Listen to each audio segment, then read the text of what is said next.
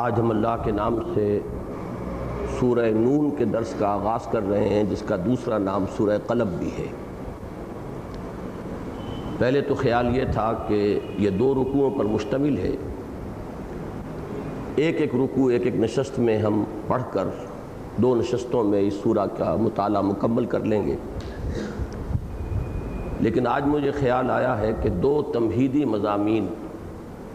شاید کچھ زیادہ وقت لے لیں۔ ایک تو قرآن حکیم کے جن صورتوں کا آغاز حروف مقطعات سے ہوا ہے، ان میں ترتیب مصحف کے اعتبار سے آخری صورت یہ سورہ نون ہے، لہذا میں چاہتا ہوں کہ آج حروف مقطعات کے بارے میں کچھ باتیں تفصیلاً عرض کروں۔ اگرچہ کافی عرصہ قبل متفرق طور پر یہ باتیں بیان ہوتی رہی ہیں، لیکن آج خیال یہ ہے کہ جامعیت کے ساتھ کوشش کروں کہ وہ تمام باتیں یکجا آپ کے سامنے آ جائیں، اس لیے کہ باضابطہ ریکارڈنگ کا انتظام ان دروس کا ابھی زیادہ عرصہ نہیں ہوا کہ ہم نے شروع کیا ہے۔ دوسرے یہ کہ قرآن حکیم کی وہ آیات جو بالکل ابتدا میں نازل ہوئیں اور وہ صورتیں کہ جن میں وہ آیات شامل ہیں، ان میں ترتیب نزولی کے اعتبار سے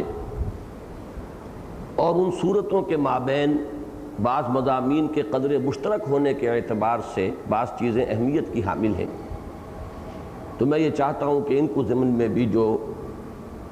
میرے غور و فکر کا حاصل ہے وہ میں آج آپ حضرات تک منتقل کر دوں۔ تو ہو سکتا ہے کہ ان دو تمہیدی مضامین میں ہمارا آج کا بہت سا وقت صرف ہو جائے اور نفس سورہ کا درس جو ہے وہ کچھ زیادہ آگے نہ بڑھ سکے۔ یہ کوشش تو بہرحال ہوگی کہ ابتدائی 7 آیات کا درس ہم مکمل کر لیں، ہو سکتا ہے کہ 16ویں آیت تک ہمارا درس پہنچ جائے، اور یہ بھی اللہ تعالیٰ کی قدرت سے بعید نہیں ہے، اگر وہ وقت میں بہت سی برکت ڈال دے تو ہو سکتا ہے کہ پہلے رکوع کا مطالعہ بھی ہم مکمل کر لیں۔ لیکن یہ کہ جہاں تک قرات کا تعلق ہے اور تلاوت کا تعلق ہے، ہم پورے رکوع کی تلاوت پہلے کر رہے ہیں۔ اعوذ باللہ من الشیطان الرجیم، بسم اللہ الرحمن الرحیم، نون والقلم وما یسطرون، ما انت بنعمت ربک بمجنون، وإن لک لأجرا غیر ممنون، وإنك لعلى خلق عظيم، فستبصر ويبصرون بأيكم المفتون، إن ربك هو أعلم بمن ضل عن سبيله وهو أعلم بالمهتدين، فلا تطع المكذبين ودوا لو تدهن فيدهنون، ولا تطع كل حلاف مهين هماز مشاء بنميم مناع للخير معتد أثيم عتل بعد ذلك زنيم أن كان ذا مال وبنين إذا تتلى عليه آياتنا قال أساطير الأولين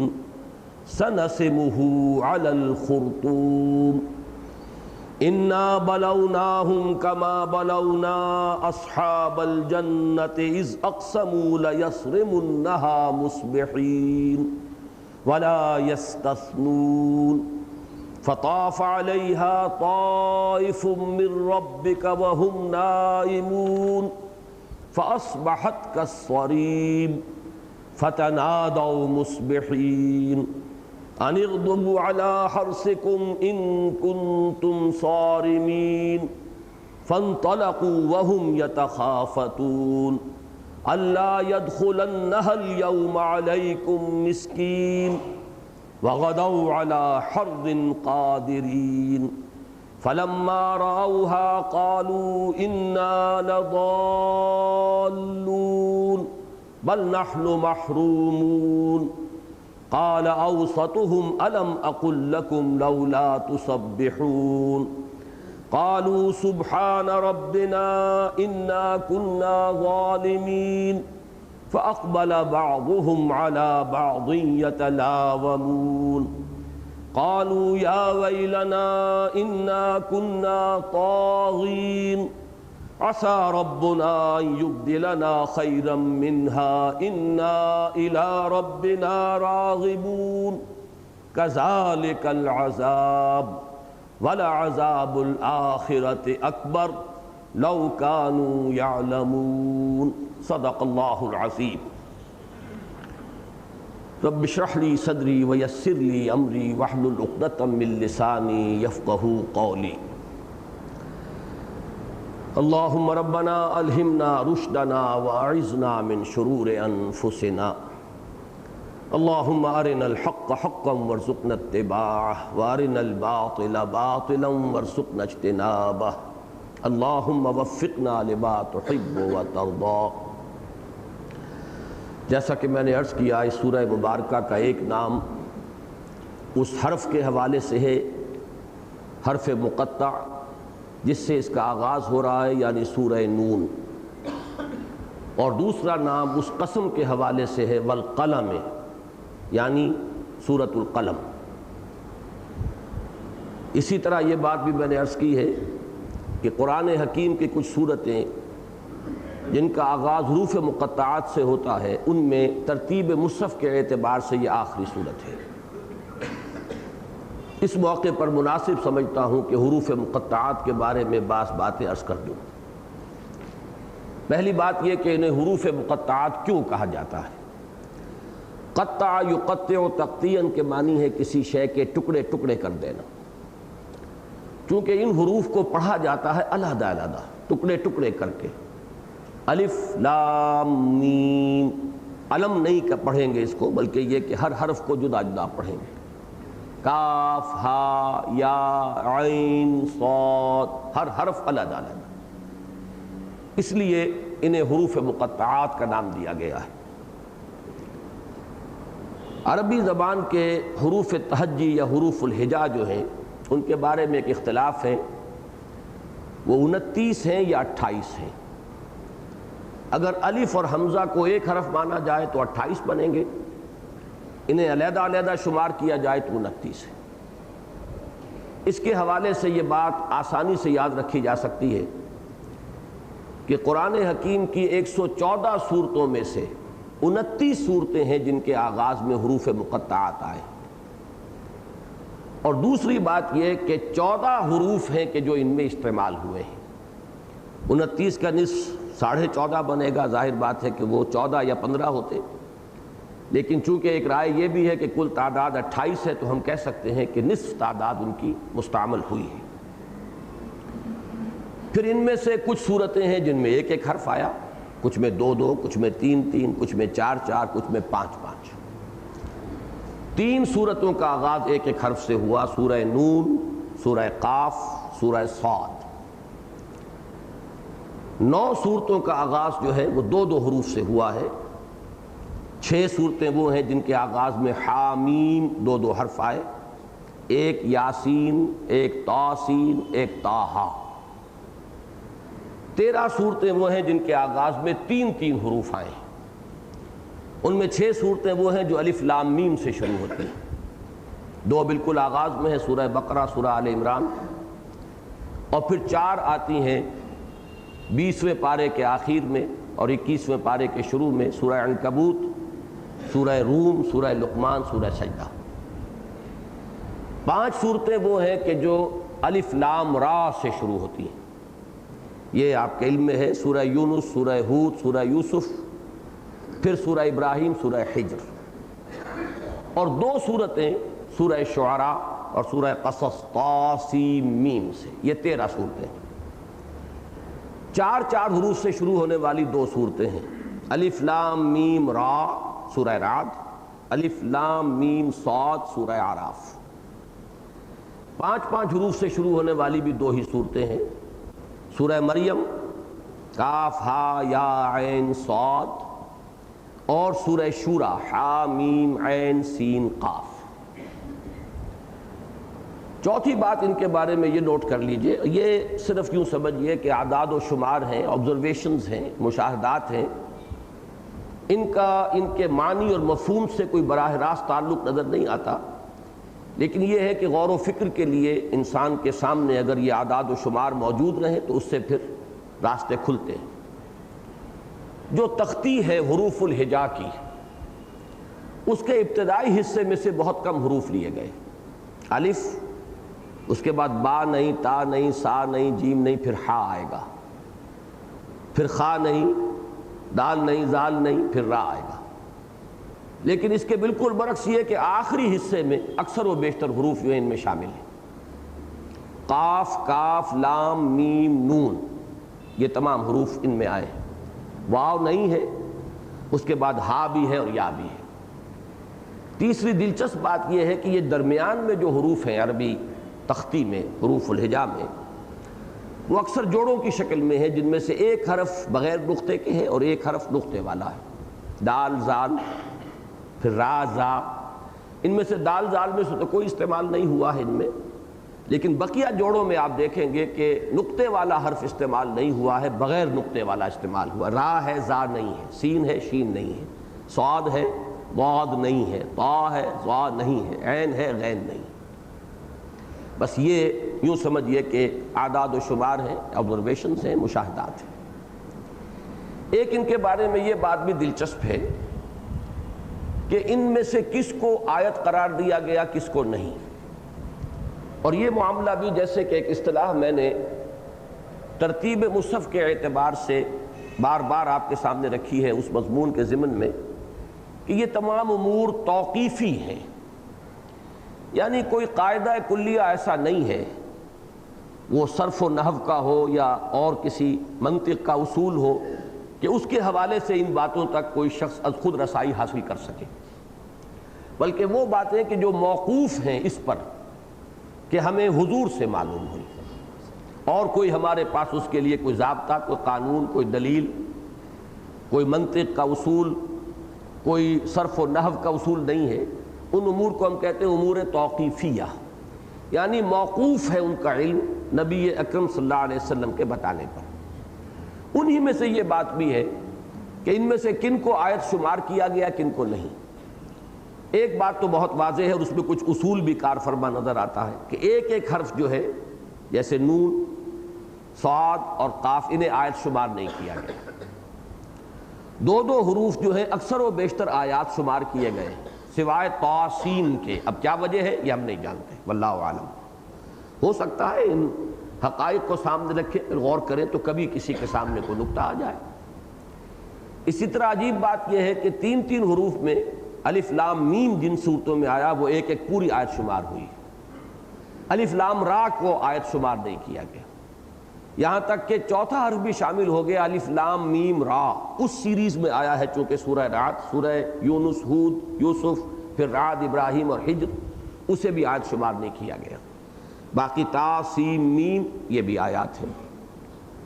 آگے الف لام میم را میں عرض کر چکا ہوں 4 ہیں لیکن آیت نہیں۔ الف لام میم صاد یہ آیت ہے۔ اسی طریقے سے کاف، ہا، یا، عین، صاد یہ آیت ہے۔ اور سب سے منفرد شان اس میں جو ہے سورہ شورى کی ہے، 5 حروف اور 2 آیتیں، حامیم علیحدہ آیت شمار کی جاتی ہے اور عین، سین، قاف بالکل علیحدہ۔ یہ 2 آیات ہیں سورہ مبارکہ کی، سورہ شورى کی، جو حروف مقطعات پر مشتمل ہے،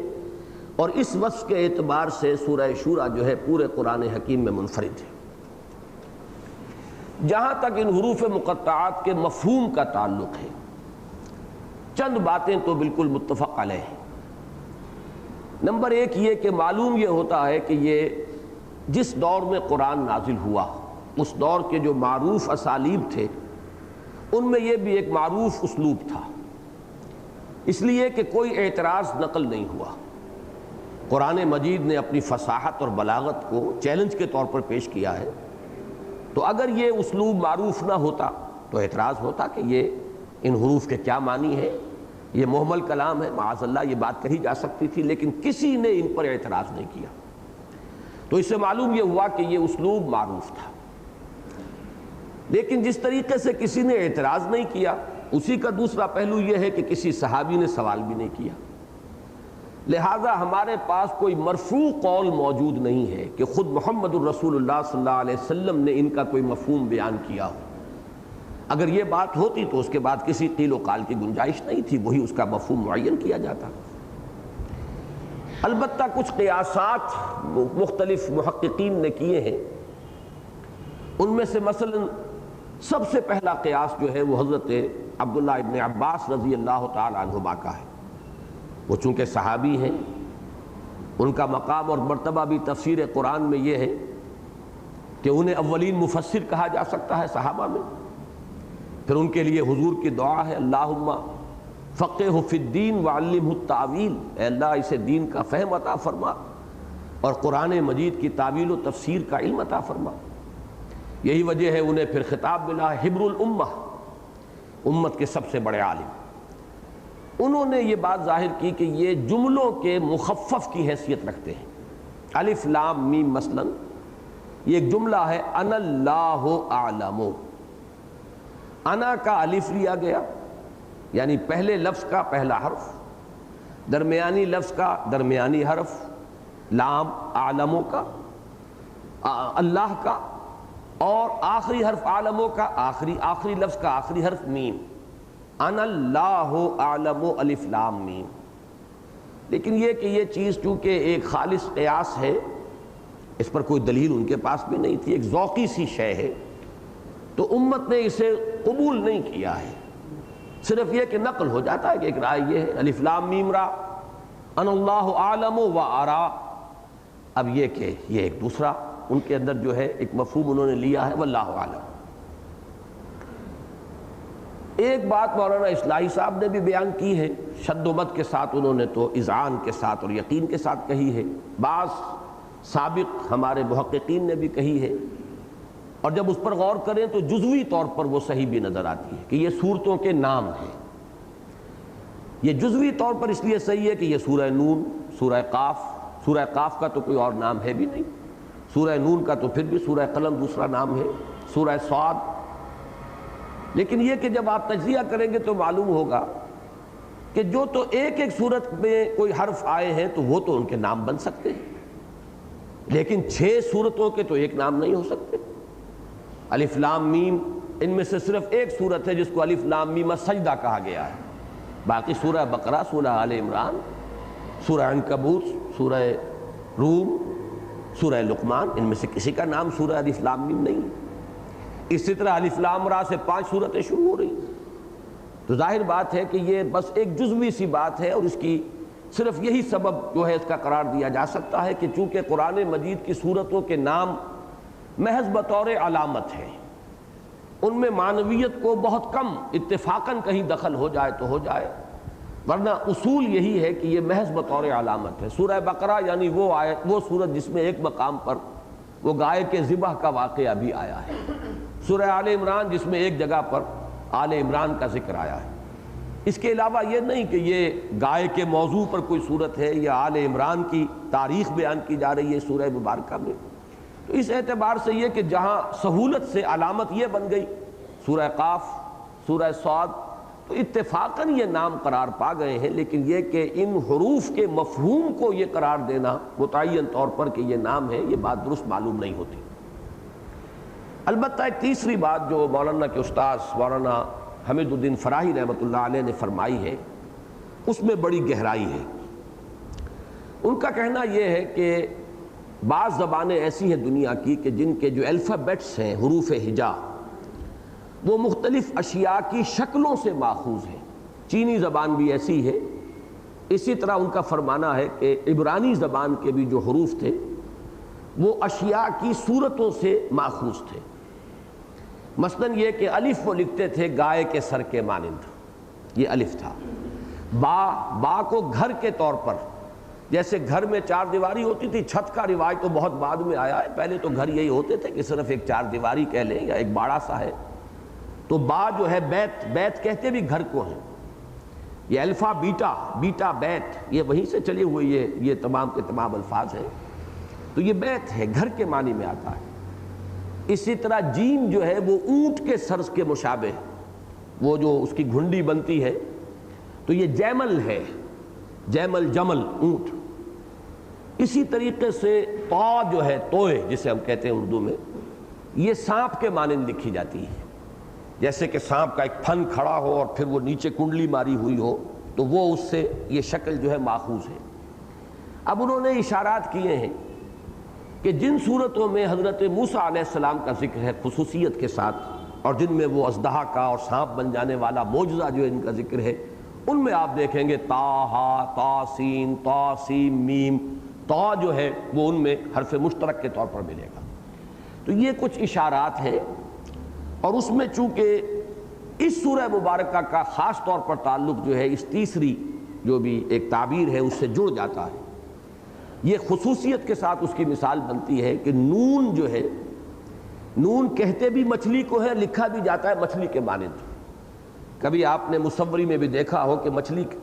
کو جہاں کوئی علامت یہ ہوتی ہے کہ ایک کرو لائن اور ایک طرف نقطہ لگا ہوا، وہ اس کی آنکھ کے لیے وہ ایک بطور علامت ہے اور یہ مچھلی بن جاتی ہے. اور نون کہتے بھی عربی کو،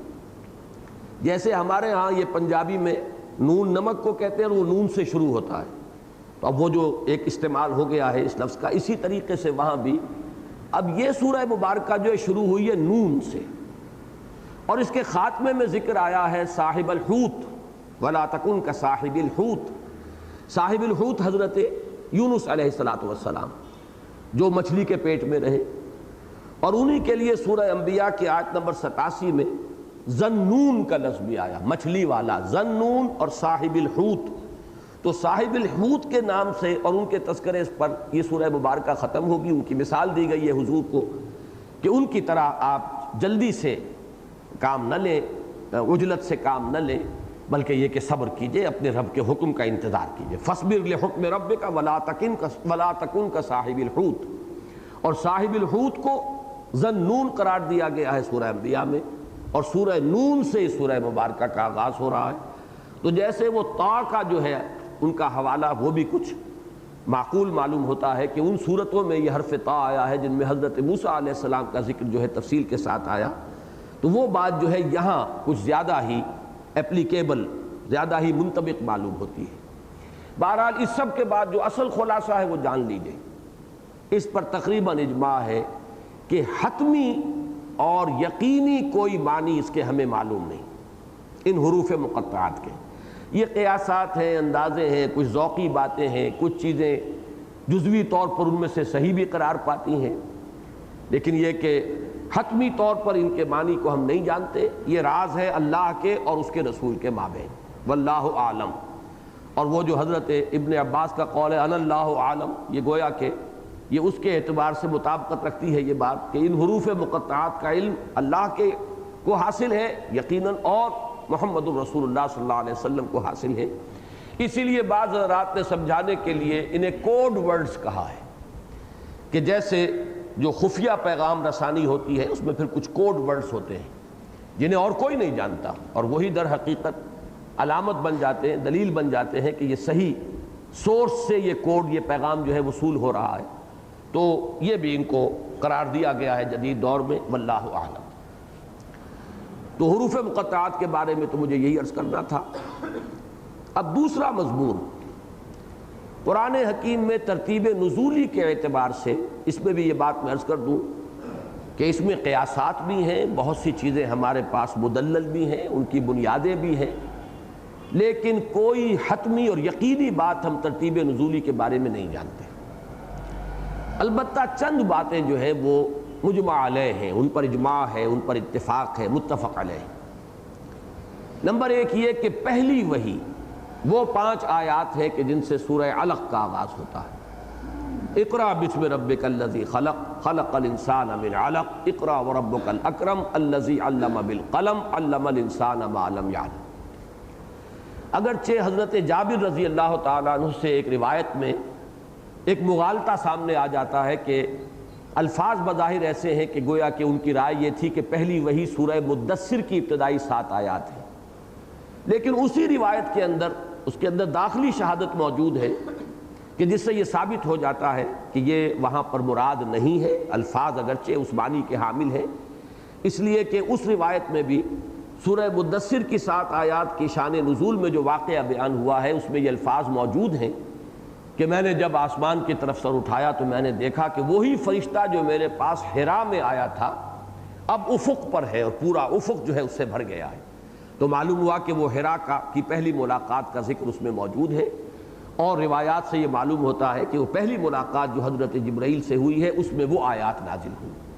تو گویا کہ صرف ایک روایت جو ہے وہ ذرا سی اشتباہ کی حامل ہے، لیکن اس میں خود داخلی طور پر گواہی موجود ہے کہ وہ پہلی وحی نہیں ہے۔ تو پہلی وحی گویا کہ متفق علیہ ہے یہ بات کہ وہ سورہ علق کی ابتدائی 5 آیات ہیں۔ اس پر بھی اجماع ہے کہ پہلی مکمل سورت جو حضور پر نازل ہوئی ہے صلی اللہ علیہ وسلم وہ سورہ فاتحہ ہے۔ تیسری بات یہ کہ جو ابتدائی آیات ہیں سورہ نون کی جو آج ہم پڑھیں گے انشاءاللہ، سورہ مزمل کی 7 یا 10 آیات، اسی طریقے سے سورہ مدثر کی 7 آیات،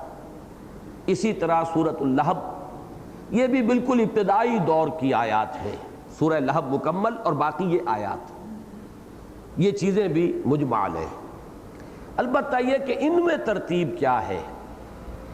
اس کو یقین کے ساتھ تو کوئی شخص نہیں کہہ سکتا، لیکن یہ کہ بہت سے حضرات نے جو اپنی تحقیق کے نتیجے میں جو ترتیب قائم کی ہے ان میں سے مجھے ان حضرات کی رائے سے اتفاق ہے جن کی رائے یہ ہے، اب یہ آپ نوٹ کر لیں، کہ پہلی وحی 5 آیات سورہ علق کی،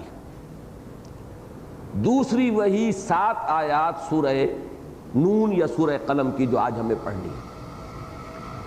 تیسری وحی 7 یا 10 آیات، اس پر میں حتمی بات جب سورہ مزمل تک ہم پہنچیں گے پھر عرض کروں گا، وہ سورہ مزمل کی، چوتھی وحی تیقن کے ساتھ تعین کے ساتھ 7 آیات سورہ مدثر کی، پانچویں وحی سورہ فاتحہ کامل، اور چھٹی وحی سورۃ اللہب کامل۔ اس میں ایک ترتیب بڑی قائم ہو جاتی، 5 پھر 7 7 7 7 پھر 5۔ یہ ایک رائے ہے، جیسا کہ میں نے عرض کیا ہے اس میں بھی حتمی طور پر یقینی طور پر بات نہیں کہی جا سکتی، لیکن یہ ہے کہ جو بھی مختلف آراء قائم کی گئی ہیں تھوڑا تھوڑا سا فرق ہے، اس میں کوئی اختلاف نہیں کہ یہ آیات جو ہیں یہ یقیناً انتہائی ابتدائی دور کی، ان میں سے کون سی پہلی کون سے بعد میں اس میں کوئی اختلاف ہو سکتا ہے، لیکن مجھے اس ترتیب سے اتفاق ہے۔ اب وہ 4 صورتیں کہ جن میں یہ ابتدائی آیات شامل ہیں، 2 صورتیں تو ان میں وہ ہیں کہ جو کامل ہیں، سورۃ الفاتحہ، سورۃ اللہب، لیکن وہ 4 صورتیں کہ جن میں صرف ابتدائی آیات ہیں وہ کہ جو بالکل آغاز میں نازل ہوئیں، یہ سورہ نون، سورہ مدثر، سورہ مزمل اور سورہ علق، ان کے کچھ خصائص ہیں مشترک، یہ میں چاہتا ہوں کہ یہی نوٹ کر لیں، اس لیے کہ اب زیادہ فاصلہ نہیں رہا ہے، سورہ مزمل سورہ مدثر تک بھی پہنچ جائیں گے انشاءاللہ، اب درمیان میں غالباً 4 صورتیں ہیں، اور پھر سورہ علق بھی، اور سورہ علق پر تو خیر میری تفصیلی گفتگو جو ہے جمعوں کے خطابات میں ہو بھی چکی ہے۔ ان میں 3 مضامین قدر مشترک کے طور پر ہیں، سب کے شروع میں خصوصی خطاب ہے محمد الرسول اللہ صلی اللہ علیہ وسلم سے، اور ان سے واقعہ یہ ہے کہ ایک تو ہمیں اس دور کے حالات کا ایک عکس جو ہے وہ ملتا ہے، کن حالات سے نبی اکرم صلی اللہ علیہ وسلم گزر رہے تھے، اور اس سے بھی اہم تر بات یہ کہ اس دور میں حضور کو کیا ہدایات دی گئی۔ تو یہ سیرت النبی کا بھی ایک اہم موضوع ہے، اور دین کی تحریک، غلبہ دین کی جد و جہد کے ضمن میں بھی جو ابتدائی حالات سے سابقہ پیش آتا ہے ان میں کیا ہدایات ہیں، اس اعتبار سے بھی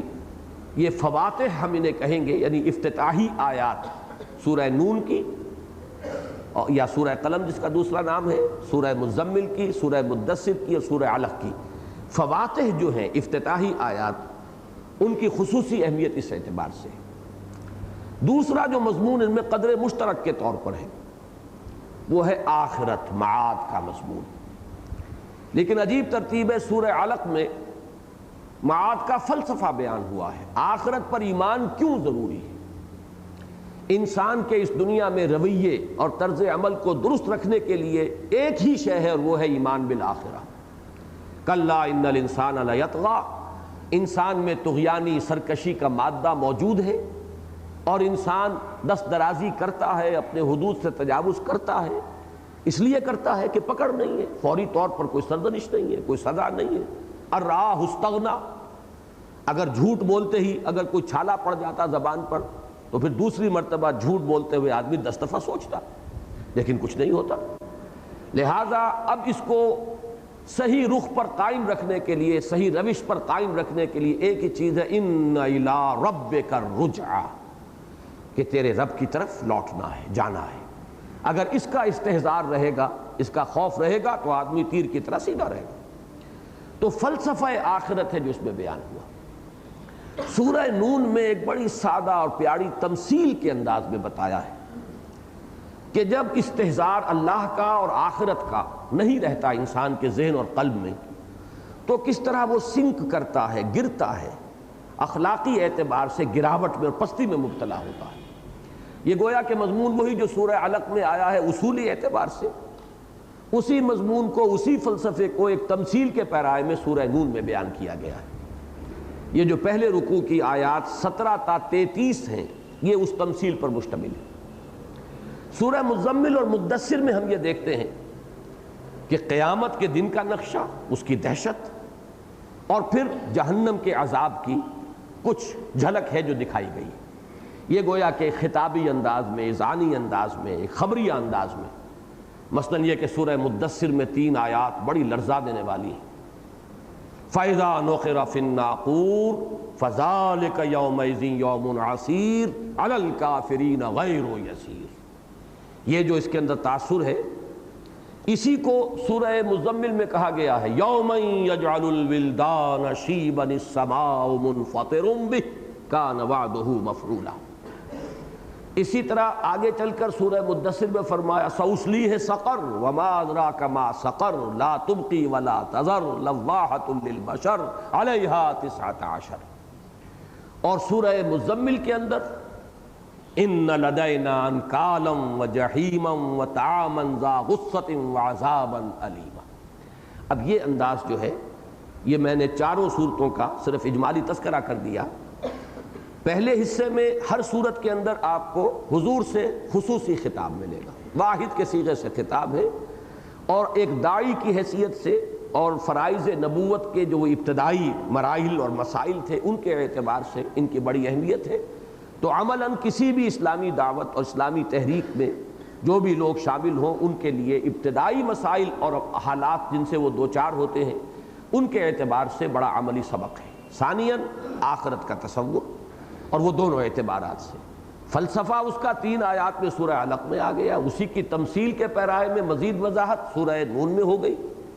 اور قیامت کے دن کی دہشت اور جنت اور جہنم کے عذاب کی جو سختی ہے اس کی جھلک یہ سورہ مزمل اور مدثر میں دکھا دی گئی۔ تیسرا مشترک مضمون جو ہے ان چاروں صورتوں کا، وہ ہے معاندین اور مخالفین کا تذکرہ، اور اس میں خاص طور پر ذرنی والمکذبین اولی النعمہ، ذرنی ومن خلقت وحیدا، ذرنی ومن یکذب بہذا الحدیث۔ اے نبی چھوڑیے مجھے اور ان کو، یہ جو مخالفین ہیں، معاندین ہیں، جو آپ کی مخالفت پر قبر بستہ ہو گئے۔ ظاہر بات ہے کہ یہ جو حصے ہیں ان صورتوں کے، یہ بالکل ابتدائی دور کے نہیں ہو سکتے، یہ کچھ نہ کچھ اس دور میں نازل ہوئے ہیں جبکہ کشمکش شدت اختیار کی گئی تھی، جبکہ تکذیب ہو رہی تھی، جبکہ استہزاء ہو رہا تھا، تمسخر ہو رہا تھا، تو جبکہ سرمایہ دار لوگوں نے اور چودھریوں نے حضور کی مخالفت اعلانیہ شروع کر دی تھی۔ بالکل آغاز میں تو ایسا نہیں تھا، یہ بعد میں تفصیل سے جب ان صورتوں کو پڑھیں گے تو ظاہر ہے کہ ان آیات کے نزول میں فصل ہے زمانی اعتبار سے، لیکن یقیناً کوئی حکمت ہے جس کی بنا پر انہیں جمع کیا گیا ہے۔ 3 حصے 3 صورتوں کے اندر جمع کر دیے گئے، سورہ علق میں بھی، سورہ نون میں بھی، مدثر میں بھی، مزمل میں بھی۔ اس میں ذرا جو ایک خاص بات نوٹ کرنے کی ہے، چونکہ اس سورہ مبارکہ میں جو کردار بیان آئے گا، اس کردار جو بیان ہوگا اس کے ضمن میں اس کی وضاحت جو ہے درکار ہوگی، کہ ایک تو یہ کہ جن لوگوں نے بھی حضور کو تسلیم کرنے سے، آپ کی نبوت کو ماننے سے انکار کیا، وہ سب کافر ہیں، لیکن یہ کہ کافر سب برابر نہیں تھے۔ وہ جو فارسی کا شعر ہے، بارہا ہم نے پڑھا ہے، سنا ہے، کہ نہ ہر زن زن است و نہ ہر مرد مرد، خدا پنج انگشت یکساں نہ کرد۔ نہ تمام مرد جو ہیں وہ مرد ہی ہیں، نہ تمام عورتیں عورتیں ہی ہیں، اللہ نے پانچوں انگلیاں برابر نہیں کی ہیں۔ بہرحال تو تمام مومنین بھی ایک سطح پر نہیں ہیں، ان میں سید المومنین ابو بکر صدیق ہیں، ان میں وہ بھی ہیں جو کہنے کو مومن تھے، دعوے کے مومن تھے، حقیقت میں منافق تھے۔ تو ابو بکر سے لے کر عبداللہ ابن ابی تک اب آپ کتنے اس کے اندر درجات ہو جائیں گے، میں تو سمجھتا ہوں کہ لامتناہی درجے ہوں گے، انفائنائٹ۔ اسی طریقے سے مخالفین میں، یا مخالفین کا لفظ میں نے غلط استعمال کیا، جو منکرین تھے جنہوں نے انکار کیا، نہیں مانا، ان میں ابو طالب بھی ہیں۔ لیکن یہ کہ ابو طالب کا معاملہ اور ہے، حضور سے محبت ہے، اور وہ محبت صرف رشتہ داری کی بنیاد پر نہیں ہے، اس لیے کہ رشتہ داری تو وہی رشتہ داری ابو لہب کے ساتھ بھی تھی۔ اس کا مطلب ہے کوئی نہ کوئی طبیعت کی مناسبت بھی تو ہے، کوئی نہ کوئی ان کی طبیعت میں نیکی کا مادہ ہے، لیکن وہ ایمان نہیں لائے۔ اب وہاں سے چلیے تو بالکل ایک سرے پر آپ کو نظر آئیں گے اگر ابو طالب، تو دوسرے سرے پر ابو لہب ہے۔ اور عجیب ہے، یہ قرآن مجید نے اس طرح ہمارے سامنے رکھا ہے کہ دونوں رشتہ داری میں قریب ترین، لیکن یہ ہے کہ دو انتہاؤں پر۔ تو میں مخالفین کا ان میں سے ذکر کرتا ہوں، اس لیے کہ اگرچہ ابو طالب ایمان نہیں لائے لیکن مخالف نہیں تھے، بلکہ معاون تھے، مددگار تھے، پشت پناہ تھے، ساتھ دیا ہے۔ مخالفین میں تین کردار ہیں جنہیں قرآن نے نمایاں کیا ہے۔ ایک تو بدترین کردار، اگرچہ الفاظ اچھے نہیں ہیں لیکن میں نہیں سمجھتا کہ ان کے بغیر جو اصل مفہوم ہے وہ ادا ہو سکے۔ ہماری علاقے کی کولوکیل لینگویج میں اگر کسی شے کا ذکر کرنا ہو یا کسی شخص کا ذکر کرنا ہو جس میں سرے سے کوئی خیر نہ ہو تو کہتے ہیں گو در گو بلی کا گو، یعنی گوبر جو ہے استعمال ہو جاتا ہے، لیکن وہ جو فضلہ بلی کا ہے وہ تو انتہائی متعفن، اور اس میں کسی بھی کام میں وہ آنے والی شے ہے ہی نہیں۔ تو اس کا مصداق کامل ابو لہب تھا، کوئی خیر نہیں، مخالفت میں بھی شدید، اخلاق کے اعتبار سے انتہائی پست، نہایت بخیل، نہایت بزدل، یعنی جو بھی اس معاشرے کے اندر معروف چیزیں تھیں خیر کی، بھلائی کی، کردار کی، ان میں سے کوئی شے بھی اس شخص میں موجود نہیں، سوائے ایک بات کہ آپ کہہ سکتے ہیں کہ خوبصورت بہت تھا، بڑا سرخ انگارے کی طرح کا رنگ تھا اور بڑی بڑی آنکھیں تھیں، یہ اپنی جگہ پر ہے، باقی کوئی اور خیر جو ہے سیرت کا، کردار کا اس میں نہیں تھا، اور مخالفت میں بھی شدید ترین۔ تو مخالفین میں ایک انتہا پر وہ شخص ہے، اور دوسری انتہا جو ہے وہ ہے ابو جہل۔ مخالفت میں انتہائی شدید ہے، لیکن یہ ہے کہ باقی اعتبار سے کردار کی وہ پستی نہیں ہے، وہ بخیل نہیں تھا، بزدل نہیں تھا، بلکہ اس کا وہ قول میں نے بارہا سنایا ہے کہ جب اس سے سوال کیا گیا کہ کیا تمہارے خیال میں محمد جھوٹے ہیں صلی اللہ علیہ وسلم، اس نے کہا نہیں، انہوں نے کبھی جھوٹ نہیں بولا۔ پھر جب سوال کیا گیا پلٹ کر تو پھر کیوں نہیں مانتے انہیں، کیوں نہیں مان لاتے، تب اس نے صاف کہا کہ بھئی ہمارے اور بنو ہاشم کے درمیان ایک مسابقت اور مقابلہ چل رہا تھا، انہوں نے سخاوتیں کی، ہم نے ان سے بڑھ کر کی، انہوں نے کھانے کھلائے، ہم نے ان سے زیادہ کھلائے، ہمارے دسترخوان اور لمبے ہوئے، تو ابھی تک تو ہم کندھے سے کندھا ملائے چلے آ رہے ہیں، اب اگر ان کی نبوت مان لیں تو گویا کہ ہم تو ہمیشہ کے لیے غلام ہو جائیں گے، یہ مجھے قبول نہیں۔ تو give the devil is due کہ کم سے کم اس نے بات سچی کی ہے، اس نے جھوٹ کا الزام محمد الرسول اللہ صلی اللہ علیہ وسلم پر نہیں لگایا، بلکہ اس شخص کے اندر ایک قومی عصبیت تھی بے پناہ، جہاں یہ ایک مسابقت جو تھی قبائلی جو ہوتی ہے، اس کے علاوہ قومی عصبیت، اس نے حضور پر ایک ہی الزام لگایا ہے، اور وہ الزام یہ تھا کہ اس شخص نے ہماری قبائلی جمعیت کو منتشر کر دیا، باپ کو بیٹوں سے جدا کر دیا، بھائی کو بھائی سے علیحدہ کر دیا، شوہر کو بیوی سے جدا کر دیا۔ اب ظاہر بات ہے اصول یہی ہے، قبائلی زندگی میں تو قوت اور عزت اور وقار کا دار و مدار جو ہے وہ جمعیت پر ہے، قبائلی عصبیت کی بنیاد پر اگر جمعیت ہے تو عزت بھی ہے، وقار بھی ہے، اور جب جسے آپ کہتے ہیں house divided amongst it self can not stand, تو یہ تھا اس کا الزام۔ اسی وجہ سے اس نے غزوہ بدر سے ایک شب قبل جو ہے جو دعا کی تھی، اس کے الفاظ یہی ہیں، اللہم اقطعنا للرحم فاعن الغدات، اے اللہ جس نے ہمارے رشتے سب سے زیادہ کاٹ دیے ہیں، رحمی رشتوں کو کاٹ دیا ہے، کل تو اسے ذلیل و رسوا کر دیجئے، یہ دعا کر رہا۔ ایک تو یہ کہ اس نے کسی لات اور عزا اور منات کو نہیں پکارا ہے اللہم، اور نمبر دو یہ کہ اس نے جو بھی اپنی جو شکایت تھی یا شکوہ تھا یا الزام تھا محمد رسول اللہ صلی اللہ علیہ وسلم پر، وہ بھی ایک قومی عصبیت والی بات پر مبنی۔ تیسری بات یہ کہ بزدل نہیں تھا،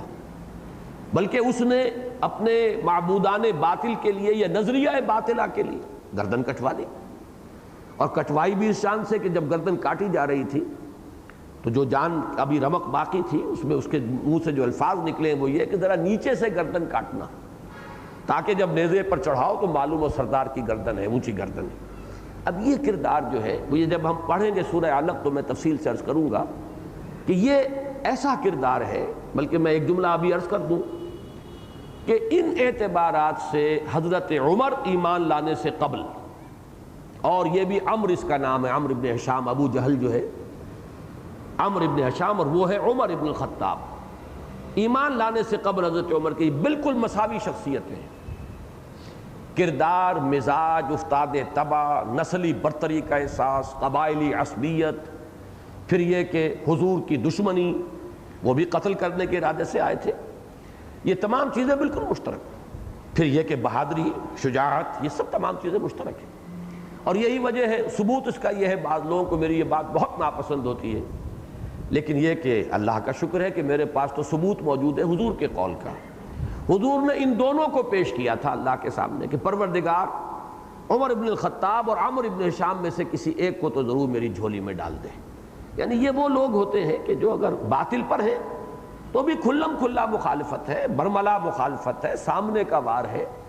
اور پھر یہ کہ وہ اپنے باطل نظریات کے لیے قربانیاں دینے کو تیار ہے، گردن کٹانے کے لیے تیار ہے، بزدلی نہیں ہے، وہ مال کی محبت نہیں ہے کہ جو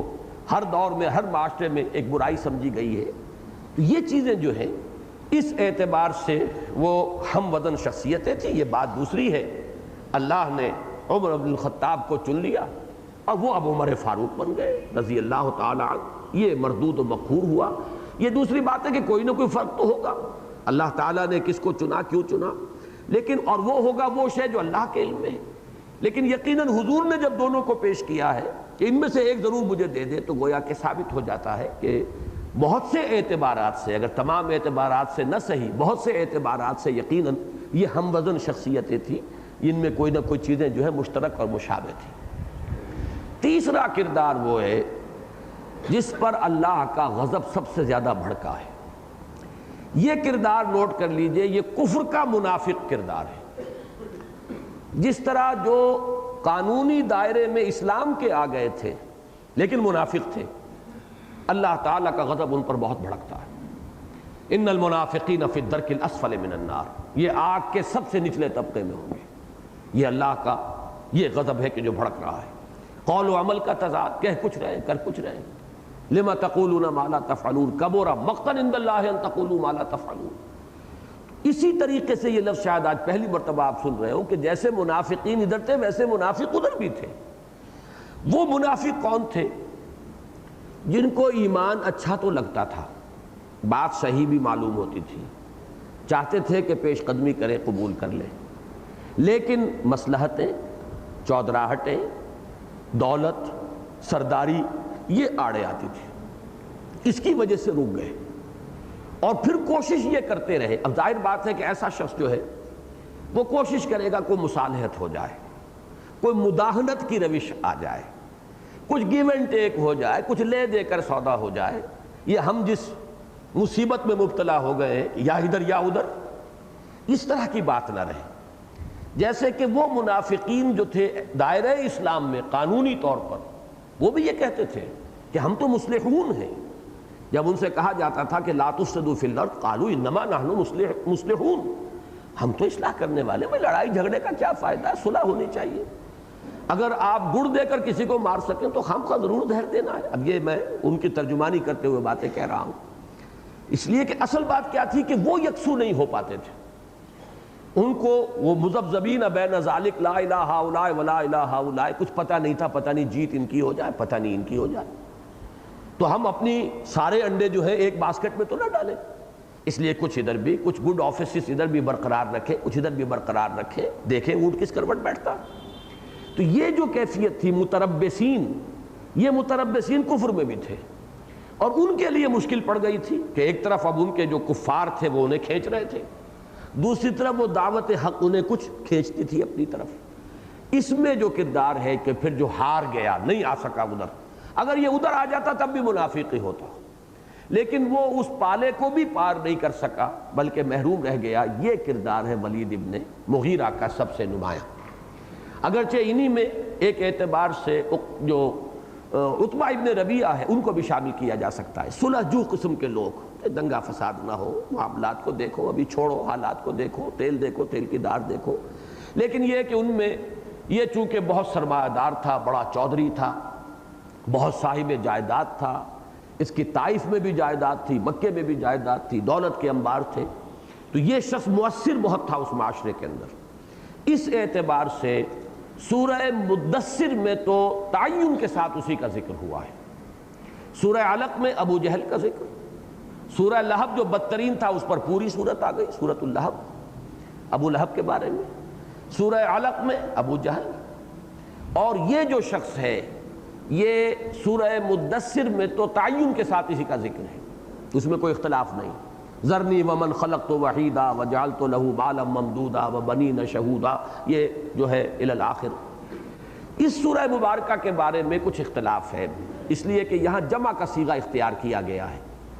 اور جمع کے صیغے سے بات شروع ہوتی ہے تو پھر، لیکن یہ کہ اکثر لوگوں کا اس پہ تقریباً اتفاق ہے کہ یہاں بھی ولید ابن مغیرہ ہی کی شخصیت ہے جو سامنے آئی۔ بعض حضرات نے اخنس ابن شریح کا نام بھی لیا ہے، لیکن میری رائے انہی حضرات کے ساتھ ہے کہ جن کے نزدیک اس میں بھی جو کردار آیا ہے وہی ولید ابن مغیرہ کا ہے، اور اس کا آغاز ہی اس سے ہوتا ہے، وَدُّوا لَوْ تُدْهِنُوا فَيُدْهِنُونَ، مداہنت کا علم بردار، کہ کچھ گیو اینڈ ٹیک ہو، کچھ مصالحت کر لی جائے، کچھ مانو کچھ منواؤ، یہ نہیں ہے کہ ساری باتیں تمہاری مانی جائیں، تاکہ یہ کہ یہ جو ایک مشکل پڑ گئی ہے ہمیں کہ یا ادھر ہو یا ادھر ہو، اس سے نجات ملے، اس مخمصے سے نجات مل جائے، اس کے لیے مصالحانہ کردار اختیار کرنے والے لوگ۔ سورہ مزمل میں بالکل واضح ہے کہ کسی ایک شخص کا ذکر نہیں ہے، ذرنی والمکذبین اولی النعمہ، وہ سب ان کو ایک کلاس کے طور پر لیا گیا ہے کہ جو نعمتوں میں پلے ہوئے ہیں اور نعمتوں میں کھیل رہے ہیں، دولت میں اور وجاہت میں، اور جو آپ کی مخالفت پر نبی کمر بستہ ہے، چھوڑیے مجھے اور انہیں، میں ان سے نمٹ لوں گا۔ تو یہ ہے تیسرا مضمون ان چار صورتوں کا کہ جو مشترک ہے۔ ان کو اگر اس اعتبار سے سامنے رکھیں گے تو انشاءاللہ، میں نے خاص طور پر اتنا زور اس لیے دیا ہے کہ اس سے ہمیں ایک بصیرت باطنی معلوم ہوگی، تحریکی اعتبار سے مخالفین کے کیا کیا کردار ہوتے ہیں، ان میں بھی ہمیں فرق مراتب کرنا ہوگا، اس لیے کہ سب ایک جیسے نہیں ہوتے۔ وہ جو کردار، یعنی وہاں پر جو بھی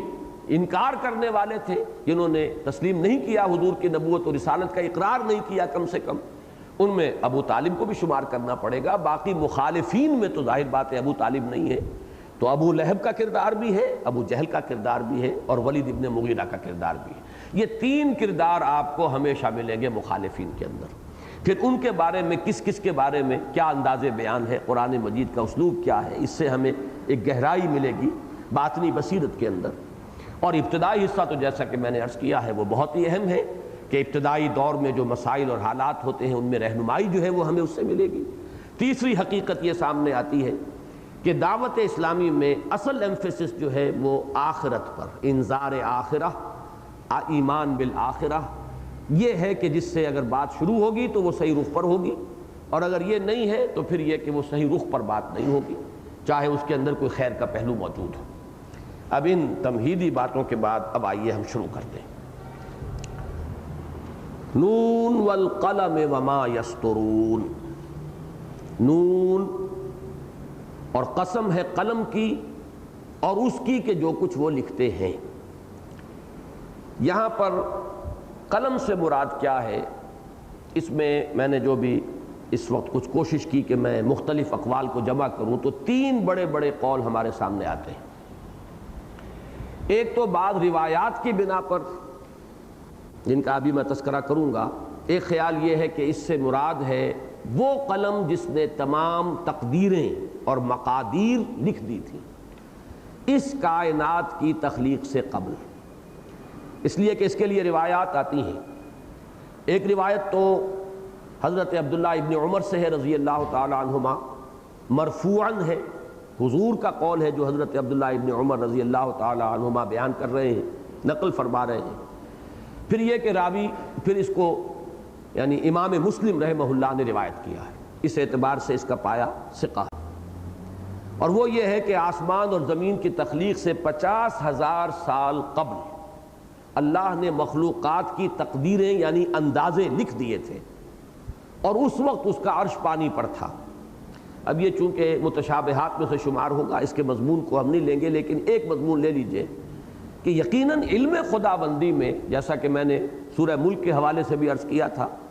کہ علم خداوندی میں ہر شے ہمیشہ سے موجود ہے، تو وہ تمام اشیاء کے جو تخلیق پانی تھیں ان کے بارے میں اندازے ایک وقت معین پر کہیں کسی حیطۂ تحریر میں بھی لے آئے گئے اس روایت کی روح سے۔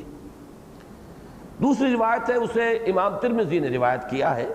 اگرچہ اس کے بارے میں رائے یہ ظاہر کی ہے کہ قال حدیث غریب، یہ حدیث حسن نہیں ہے بلکہ یہ کہ یہ ایک شاذ حدیث کے درجے میں ہے یہ حضرت عبادہ ابن صامت رضی اللہ تعالی عنہ سے، اور یہ بھی مرفوعاً ہے۔ اس میں تفصیل ہے کہ اللہ نے سب سے پہلے قلم کو پیدا فرمایا اور اسے حکم دیا کہ لکھ۔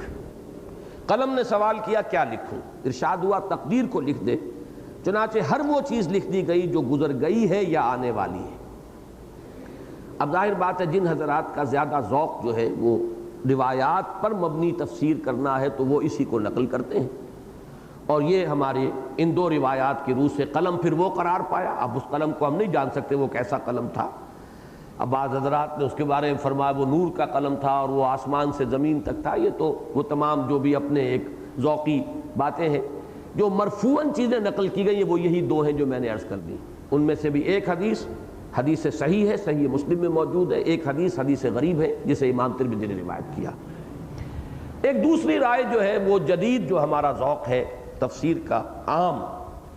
اور جس میں کہ ہم عموم لفظ کو پیش نظر رکھتے ہیں کہ اس سے مراد ہے ہر قلم اور جو کچھ اس سے لکھا جاتا ہے، اور اس کا در حقیقت رشتہ جوڑا جاتا ہے پہلی وحی سے۔ اس میں بھی چونکہ الفاظ آئے ہیں الذی علم بالقلم، اقرا وربک الاکرم الذی علم بالقلم، یعنی انسانی علم جو بڑھا ہے، اس نے جو ترقی پائی ہے وہ قلم کے وسیلے سے، اس لیے کہ ہر نسل نے ہر دور میں کچھ معلومات حاصل کی، وہ معلومات اگلی نسل تک